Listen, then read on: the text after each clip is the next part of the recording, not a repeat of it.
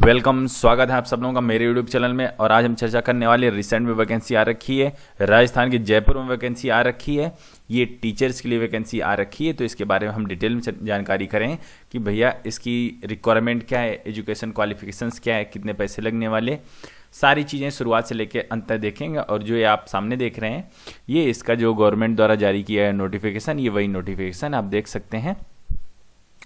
दुर्गापुर जयपुर दूरभाष नंबर फला क्रमांक पत्र नंबर जो इसकी अथॉरिटीज़ वगैरह हैं, ये अथॉरिटीज़, और दिनांक 21 तारीख को ये ऑर्डर हुआ, जारी हुआ है। अब हम इसकी सीधी भर्ती के बारे में देखेंगे। आप देख सकते हैं पूर्व माध्यमिक शिक्षा अध्यापक सीधी भर्ती 2018 है ये। तो सीधी भर्ती के बारे में हम देखेंगे कि इसकी कितनी वैकेंसी हैं, कितने पद हैं, सारी चीज़ें हम देखने वाले हैं। लेकिन एक काम आप करने वाले हैं सबसे पहले, वो क्या करने वाले हैं कि आप चैनल को सब्सक्राइब करने वाले हैं और साथ में बेल आइकन का बटन दबाने वाले। बेल आइकन बटन दबाने से ये होगा, जैसे मैं कोई वैकेंसी डाल रहा हूँ आपके पास तुरंत नोटिफिकेशन पहुँचेगा। कहीं ऐसा ना हो वैकेंसी खत्म हो जाए तब आपके पास वीडियो पहुँच रहा है, किसी काम का नहीं होगा। जैसे आज मैं ये भर्ती कल निकली है, आज मैं इसका वीडियो बना रहा हूँ, तो आपके पास तुरंत पहुँच जाएगा। आपके पास भरने के लिए एक अच्छा टाइम रहेगा, 10 दिन, 15 दिन, 1 महीना, जो भी फॉर्म की अवेलेबिलिटी है आप फॉर्म भर सकते हैं। उसके बारे में थोड़ा और जानकारी कर सकते हैं, सफिशिएंट टाइम मिल जाएगा आपको। तो चैनल को सब्सक्राइब और बेल आइकन बटन जरूर दबा लें। अब हम शुरू करते हैं पूर्व माध्यमिक विद्यालय शिक्षा परिषद जो शिक्षा अध्यापक की भर्ती आई, सीधी भर्ती 2018 के बारे में जानकारी क्या है। निदेशालय समेकित बाल विकास सेवाएं महिला एवं बाल विकास विभाग में राजस्थान जयपुर के लिए राजस्थान महिला एवं बाल विकास विभाग राज्य और अधीनस्थ सेवा अधिनियम 1998 एवं संशोधित अधिनियम 2011 के अंतर्गत निम्नलिखित पदों पर बोर्ड द्वारा निर्धारित प्रपत्र में ऑनलाइन आवेदन पत्र आमंत्रित किए जाते हैं। मतलब कि बच्चों फॉर्म कैसा भरना है आपको, ऑनलाइन। आजकल हर फॉर्म ऑनलाइन है। चतुर्थ श्रेणी कर्मचारी, सफाई कर्मचारी को छोड़कर हर फॉर्म ऑनलाइन है। ठीक है बच्चों, पद का नाम क्या है, पूर्व माध्यमिक शिक्षा अध्यापक। और गैर सूचित 1000, अनुसूचित के लिए 310, कुल पद 1310। मतलब कि भैया 1310 वैकेंसी है शिक्षक के लिए, एक अच्छी वैकेंसी हो जाती है ये। अब मतलब कहें तो शिक्षक में जयपुर में बम्पर भर्ती है 1310 की। ठीक बच्चों, और मैं एक बात क्लियर कर दूं कि इस वैकेंसी में प्रत्येक राज्य के विद्यार्थीगण इसमें भाग ले सकते हैं। ऐसा नहीं कि भाई राजस्थान में वैकेंसी निकली तो सिर्फ राजस्थान के ही भरेंगे, किसी भी राज्य के भाग ले सकते हैं। लेकिन एक उन्होंने शर्त लगा रखी। शर्त क्या है कि अगर आप किसी अन्य राज्य के, मान लो जनरल हैं, तो आप जनरल में काउंट होंगे।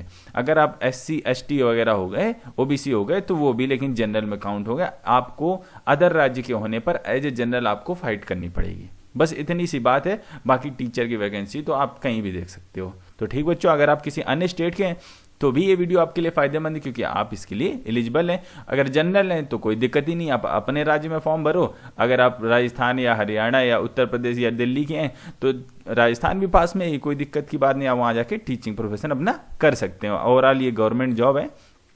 थोड़ा आगे देखेंगे इसका विशेष नोटिस में क्या कह रहा है। ऑनलाइन एप्लीकेशन फॉर्म समस्त वास्तविक सूचना अंकित करें। मतलब सारी सूचनाएं आप ऑनलाइन फॉर्म में अपना भर दें, और भरते समय बोर्ड की वेबसाइट पर उपलब्ध विज्ञप्ति को ध्यानपूर्वक पढ़ लें। मतलब ये जो विज्ञप्ति है, यही इन्होंने विज्ञप्ति डाली, मैं विज्ञप्ति पे ही डायरेक्ट आपको वीडियो बना के दे रहा हूँ ताकि कहीं कोई गलती की गुंजाइश ना रहे।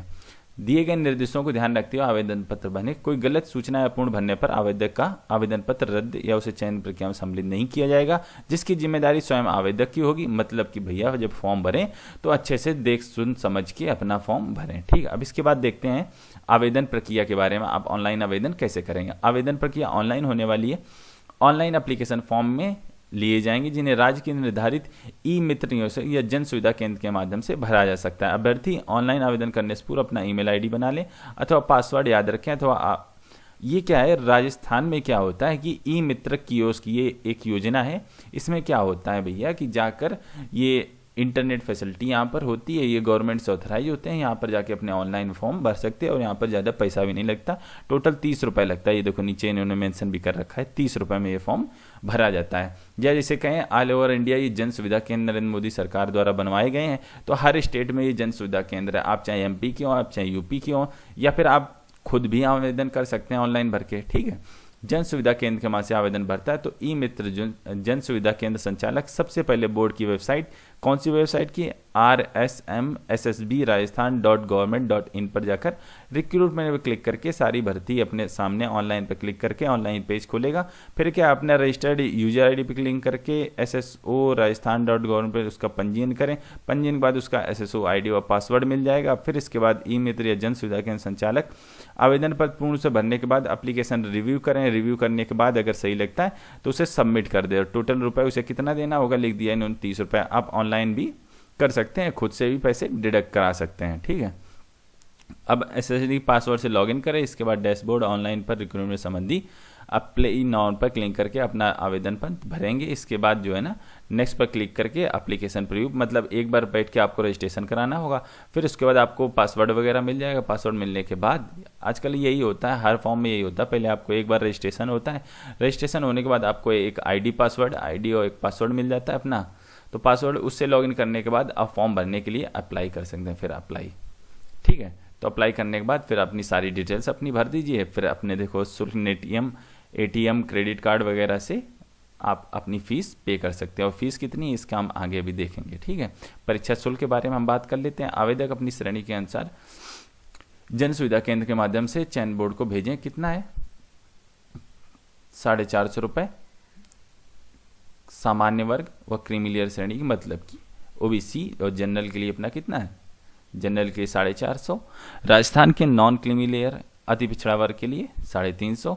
समस्त विषय योगजन मतलब कि जो हैंडीकैप्ड वगैरह है उनके लिए SC और ST के लिए आवेदन शुल्क 250 रुपये है। ठीक है, तो ये हमारे आवेदन शुल्क की बात हो गई। अब हम आगे देख लेते हैं। आवेदक की सुविधा की राज्य के समस्त ई मित्र की व्यवस्था जन सुविधा केंद्र की सूची वेबसाइट पर उपलब्ध है। यह जो राजस्थान के हैं उन्हें तो ई मित्र की ओर मिल जाएगा, या राजस्थान के अलावा जिन जो भी राज्यों के लोग हैं तो उन्हें क्या मिल जाएगा, जन सुविधा केंद्र। तो जन सुविधा केंद्र आपके शहरों में जरूर होंगे। हो सकता है अगर आप टाउन के रहने वाले हैं तो आपके टाउन में भी एक नहीं 2-3 हो। आप पता करिएगा, ये जन सुविधा केंद्र गवर्नमेंट ने खुलवा के रखे हैं, बहुत सारे हैं आजकल। प्रवेश पत्र के बारे में देखेंगे। प्रवेश पत्र क्या, बोर्ड द्वारा समस्त अभ्यर्थियों को बोर्ड की वेबसाइट के माध्यम से ही ऑनलाइन प्रवेश पत्र जारी किए जाएंगे। ऑनलाइन आपका प्रवेश पत्र जारी कर दिया जाएगा। ठीक है, रिक्तियों के देखेंगे। रिक्तियां टोटल कितनी है, कुल पद 996 और यहाँ देखेंगे हम, और 4 इसके लिए हैं टोटल चयनित अलग उसके लिए हैं। ठीक है, देख लेते हैं थोड़ा सा। गैर सूचित क्षेत्र के लिए 996 है और ये अनुसूचित क्षेत्र के लिए 310 है। शहरी या आदिम जाति के लिए 04 है। तो पुरुष टोटल इतने हैं, महिला इतनी है, सामान्य के लिए बता रहा हूँ मैं इतनी है, और परित्यक्ता के लिए इतनी है। मतलब कि परित्यक्ता है वो होती है जैसे शादी करने के बाद पति उन्हें छोड़ देता है तो उसे कहते हैं परित्यक्ता। तो ऐसे करके टोटल इतनी वैकेंसी निकल के आई हैं। इसके लिए अनुसूचित जाति के लिए इतनी वैकेंसी है, सारी चीज़ें बता रखी। पुरुष के लिए इतनी, महिला के लिए इतनी, विधवा के लिए इतनी, परित्यक्ता के लिए इतनी। अनुसूचित जाति के लिए पुरुष महिला सबके लिए, अन्य पिछड़ा वर्ग के लिए सारे के लिए, और अति पिछड़ा वर्ग के लिए भी सारी चीज़ों के लिए। ठीक है, अब हम देखते हैं थोड़ा आगे काम की बात अपने। गैर अनुसूचित क्षेत्र की रिक्तियों के लिए अनुसूचित क्षेत्र के निवासी भी आवेदन कर सकेंगे। ये आप इसमें सारी चीज़ें पढ़ सकते हैं। ठीक है, कार्मिक विभाग के लिए, और ये अगर आप भूतपूर्व सैनिक है तो देखो उनके लिए भी थोड़ा लाभ दिया गया यहाँ पर है। लाभ क्या है आपको देख सकते हैं। भूतपूर्व सैनिकों के लिए, भूतपूर्व सैनिकों का आरक्षण 12% भाई आपका आरक्षण। अगर आप पूर्व फौजी रहे हैं तो आपका राजस्थान की गवर्नमेंट में आपका 12% आरक्षण है। आप यहाँ से अपना आरक्षण का फ़ायदा उठाकर इसमें भर्ती अपनी ले सकते हैं। ठीक है, तो ये देखिए 12% का आरक्षण आपके लिए। और उत्कृष्ट खिलाड़ियों के लिए, अगर आप खिलाड़ी रहे हैं तो आपको खिलाड़ियों का भी आरक्षण मिलेगा। आपको उत्कृष्ट खिलाड़ी के लिए प्रावधान वगैरह ये सब देखिए। तो अगर आप खिलाड़ी तो भी इसके लिए, और विशेष निःशक्त जन मतलब कि आप हैंडीकैप्ड वगैरह हैं तो आपके लिए स्पेशल सुविधा है, आपके लिए थोड़ी रियायत करी जाएगी फॉर्म में। अनुसूचित जाति के लिए विशेष निर्देश दे रखे हैं, आप इसे वीडियो को पॉज करके पढ़ सकते हैं। वेतनमान क्या जो गवर्नमेंट द्वारा मैट्रिक्स लेवल 5 में निर्धारित है उसके द्वारा देय होगा। ठीक है, और पात्रता एवं शैक्षिक योग्यता माध्यमिक शिक्षा बोर्ड राजस्थान से सीनियर सेकेंडरी मान्यता बोर्ड से उसके समतुल्य अयोग्यता। ठीक है, अध्यापक शिक्षा राष्ट्रीय परिषद द्वारा मान्यता संस्थान से 2 वर्षीय ये आपका NTT का जो है ना ये सर्टिफिकेट आपको होना चाहिए। ठीक है, आप बोर्ड से सीनियर सेकेंडरी पास हो, ठीक है, या मान्यता प्राप्त बोर्ड से उसके समतुल्य आप सीनियर सेकेंडरी पास हैं। ठीक, मतलब आपका 12 पास है और आपके पास NTT की योग्यता है। ठीक है, ये इसकी शैक्षणिक योग्यता इन्होंने बताई गई है। ठीक है, मतलब 12th पास प्लस एनटीटी आपके पास है तो आप इस फॉर्म के लिए अप्लाई कर सकते हैं। इसके बाद देवनागरी लिपि में हिंदी का व्यवहारिक ज्ञान एवं राजस्थान की संस्कृति के ज्ञान, ये तो आप तुरंत कर लेंगे, अगर उसी राज्य के हैं तो हो गई, अन्य राज्य के हैं तो आप कर सकते हैं। ठीक है, तो थोड़ा सा ज्ञान कर सकते हैं इस नौकरी के लिए। तो ये सब जांच, चयन, साक्षात्कार के अन्य योग्यताएं के बारे में देख लेते हैं। पूर्व माध्यमिक शिक्षा पर भर्ती के लिए उम्मीदवार अच्छे मानसिक और शारीरिक स्वस्थ होना चाहिए और ऐसे किसी मानसिक शारीरिक दोष से मुक्त होना चाहिए जो कि पूरे कर्तव्यों को निभाने में दिक्कत करे।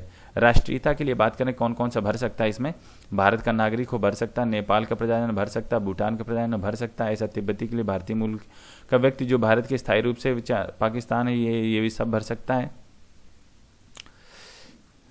भारत सरकार के गृह, मतलब कि भाई अगर आप इंडियन तो भर ही सकते हो, भारत का नागरिक तो भरे हो गई है, नेपाल के, तिब्बत के लिए, भूटान के लिए, इनके लिए भी इसमें भर सकते हैं। ठीक है, और आयु की बात कर लेते हैं जो कि बड़ी महत्वपूर्ण चीज होती है। 1 जनवरी को 18 वर्ष पूरी होती है, 40 वर्ष का नहीं हुआ, मतलब कि आयु कितनी हो गई 18 से 40 के बीच की। ठीक है बच्चों, और देखो, और इसकी काउंटिंग जो होगी, आयु की काउंटिंग कब से होगी, 1 जनवरी 2019 से काउंट करेंगे आयु जो है आपकी, ये डेट याद रखिएगा उस डेट से। ठीक है, उच्चतम आयु सीमा के लिए विशेष श्रेणियों में छूट है, कुछ छूट मिलेगी। देखो, सामान्य महिलाओं को छूट मिल गई, अनुसूचित जनजातियों को मिल गई, अनुसूचित जनजातियों को और पिछड़ा वर्ग की महिलाओं के लिए अलग से। राजस्थान सिविल से और भूतपूर्व सैनिकों का आंदोलन, भाई भूतपूर्व सैनिक हैं तो सैनिकों के लिए कुछ तो मिलेगा, इतनी जिंदगी खपाई उन्होंने। तो इस सेवक पद के अस्थायी नियुक्त व्यक्ति प्रारंभिक आयु सीमा में थे, ये आप पढ़ सकते हैं। एनसीसी कैडेट को कुछ छूट मिली, राजस्थान राज्य के क्रियाकलाप समय सेवारत कर्मचारी जो हैं उन्हें भी छूट मिलने वाली। पंचायत के लिए भूतपूर्व कैदी के मामले, जो द्वेषी भाई भूतपूर्व कैदी जो दंडित होने से पूर्व राज्य सरकार के किसी पद पर मौलिक रूप से कार्य कर चुका हो, भूतपूर्व कैदी, उससे भी छूट मिल रही है। आप सब चीज़ें पढ़ सकते हैं। तो मतलब ये राजस्थान गवर्नमेंट जो है ना, सबका ख्याल करके, सबका सोच विचार करके इन्होंने अपना नोटिफिकेशन निकाला है कि भाई किसी का कोई हार्म ना हो। ठीक है, रिलीज्ड इमरजेंसी कमीशन ऑफिसर और short service commission officer commission guarantee में यदि इस पद के लिए पात्र थे तो सेवा रिहा होने के बाद विपक्ष में, मतलब कि भाई अगर कमीशन ऑफिसर हैं तो आप भी आपको मिलेगी। रिजर्विस्ट अर्थात रिजर्व में स्थानांतरित रक्षाकर्म में भूतपूर्व सैनिकों के लिए अधिकतम 50 वर्ष होगी। भाई जो पूर्व सैनिक रहे हैं, भूतपूर्व सेना के कर्मकों के लिए 50 साल हो गई। ठीक है, 1971 के भारत पाक युद्ध के दौरान पाकिस्तान विस्थापित व्यक्तियों के मामले में कोई आयु सीमा नहीं होगी। मतलब आप अगर बुजुर्ग हो गए हैं, आप 60 साल के हो गए हैं, आप विस्थापित हैं तो भी आप भर दीजिए, आप कोई आयु सीमा नहीं होगी। मतलब कि आप अगर 70 साल के हैं तब भी आप भर सकते हो फिर तो, अगर ये वाला केस आपके ऊपर लागू होता है। ठीक है, विधवाओं और विवाह विच्छिन्न महिलाओं के मामले में कोई आयु सीमा नहीं, किंतु राज्य सरकार द्वारा निश्चित की गई सेवानिवृत्त आयु से उसकी आयु कम हो। मतलब कि राज्य सरकार ने अगर 65 साल निर्धारित कर रखी है कि 65 साल तक ही सेवा दे सकती हैं, अगर कोई आपके आस पड़ोस में ऐसी कोई महिला हो जो इसके लिए एप्लीकेबल कर सकती हो, तो अगर 65 से कम है, अगर वो 60 साल की है तो भाई 5 साल वो नौकरी कर सकती है, गवर्नमेंट नौकरी कर सकती है, जिससे उसकी गवर्नमेंट की सारी सुविधाएं मिल सकती हैं। आप ये अपने परिवारजन लोगों को बता सकते हैं, आसपास बता सकते हैं, शायद किसी का भला हो जाए। ठीक है, आगे देखते हैं हम। निःशक्त जनों का सम्मान के लिए विशेष छूट क्या हो, सामान्य वर्ग के विशेष जनों 10 वर्ष की आयु, मतलब कि अगर निःशक्त जन है, मतलब आप फिजिकली हैंडीकैप्ड है, मतलब आपका कहीं कुछ ऐसा है जो शारीरिक अंग काम नहीं कर पाते, तो उनके लिए भी ये छूट दे रखी है। ठीक है, और हम आगे देखते हैं। आवश्यक नोट क्या लिखा है, स्थायी कर्मचारी को ये आप पढ़ सकते हैं। अंशदायी पेंशन, नए भर्ती नियुक्त वाले कर्मचारी नियमानुसार अंशदायी पेंशन योजना लागू होगी। पहले क्या था, पूरी पेंशन मिलती थी, अब ये अंशदायी, मतलब कि आपका जैसे पेंशन मिलने वाली होगी 10,000, तो इसमें से कुछ करके 7,000 आपको दे देंगे, बाकी अपना कुछ पेंशन रख लेंगे, वो आपको रखते रहेंगे, उसी से ब्याज वगैरह वो आपको लास्ट में देंगे। अंशदायी पेंशन ये होती, पूरी पेंशन नहीं होती।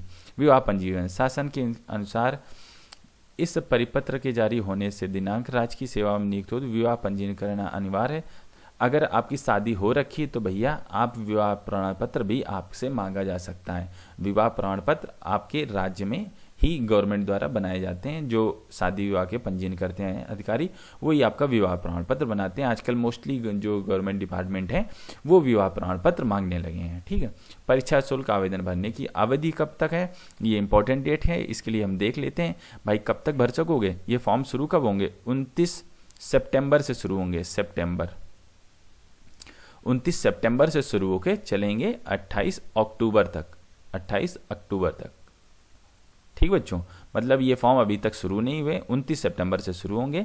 देखिए लिख रखा है 29 से शुरू होंगे और 28 तक चलेंगे, मतलब कि अभी आपके पास बहुत सारा टाइम है। अभी तो 10 दिन ये और 1 महीना करीब करीब आपके पास टाइम है ये फॉर्म भरने के लिए। ठीक है, एक महीने बाद ये फॉर्म शुरू होंगे, फिर आप इसे इत्मीनान से भर सकते हैं। तो हम अपने इस वीडियो में इतना ही रखते हैं। हमने सारी चीज़ें मोस्टली जो कवर कर ली हैं। तो अगर किसी बात में कोई डाउट है, कोई जानना चाहते हैं, तो आप हमें कमेंट बॉक्स में कमेंट करके जान सकते हैं। हमने ये भर्ती एकदम डिटेल में जानी, डिटेल में एकदम चर्चा की है कि इसके लिए मोस्टली हम देख सकते हैं कि किसी भी राज्य के जो व्यक्ति हैं वो सब इसके लिए ऑनलाइन एप्लीकेबल हैं, और खासकर इन्होंने कुछ वर्गों के लिए अति विशिष्ट छूट रखी, जैसे महिलाओं के लिए, फिजिकल हैंडीकैप्ड के लिए, भूतपूर्व सैनिकों के लिए, कहीं आप काम कर चुके हैं, आप पूर्व कैदी रह चुके हैं, आप काम करते थे पहले, मतलब बहुत सारी इन्होंने छूट दे रखी हैं। तो इन पदों पर आप अगर रखते हैं कि आप एलिजिबल हैं तो आप इसके लिए अप्लाई कर सकते हैं। तो इस वीडियो में इतना ही रखते हैं, मिलते हैं अगले वीडियो में। वंदे मातरम।